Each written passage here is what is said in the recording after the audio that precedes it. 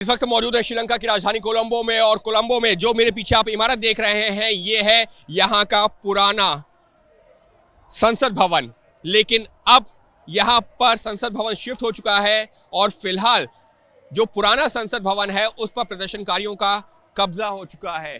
या ये कहा जाए कि पहले यहाँ पर सांसद बैठते थे इस संसद भवन में, लेकिन अब लगी है जनता की संसद, क्योंकि जनता को अब उन सांसदों पर भरोसा नहीं रहा है। जनता को अब उन अपने नेताओं पर, मंत्रियों पर भरोसा नहीं रहा है। इसी वजह से जनता ने उन सांसदों और मंत्रियों को खदेड़ दिया है और खुद कमान संभाल ली है इस संसद भवन, ये जो पुराना संसद भवन है इसके ऊपर। और देख सकते हैं कि किस तरीके से लोग जुटे हुए हैं, उसकी जो पूरी सीढ़ियां हैं उस पर जो है वहां पर बैठे हुए हैं, और सुबह से लेकर शाम तक कुछ इसी तरीके से प्रदर्शनकारी नजर आते हैं। और लोगों के हाथों में श्रीलंका का झंडा है, उसके अलावा जो है वो अपने सहयोगियों के साथ में यहाँ पर पहुंचे हुए हैं और कोशिश ये कर रहे हैं कि किसी भी सूरत में, दिन का कोई भी वक्त हो, दिन हो या रात हो, यहाँ से प्रदर्शनकारी हटने नहीं चाहिए।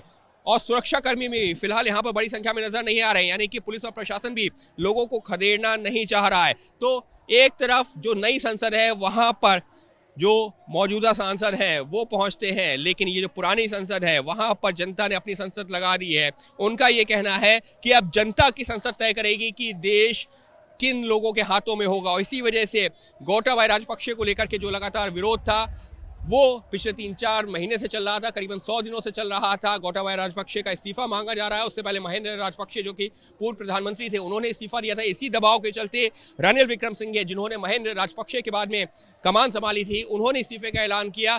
इसी जनता के संसद के चलते, इसी जनता के विरोध के चलते, और अब जनता का साफ तौर पर कहना है कि गोटाबाया राजपक्षे का भी इस्तीफा होना चाहिए आधिकारिक तौर पर। और इतना ही नहीं, जो मौजूदा सांसद है, मौजूदा नेता है, मौजूदा मंत्री हैं, उनको भी नहीं चाहिए। और यहाँ पर बैठ करके वो तमाम प्रस्ताव पारित किए जा रहे हैं कि हमको क्या क्या करना है। जिस तरीके से संसद में बैठ करके राजनेता तय करते हैं कि जनता के लिए क्या क्या काम करने हैं, यहाँ पर जनता बैठ करके तय कर रही है कि इन राजनेताओं को कैसे खदेड़ना है और उनको हटाने के लिए क्या कुछ करना है। तो फिलहाल श्रीलंका की ये पुरानी संसद जो कि कोलंबो में बनी हुई है, राष्ट्रपति भवन से कुछ दूरी पर बनी हुई है।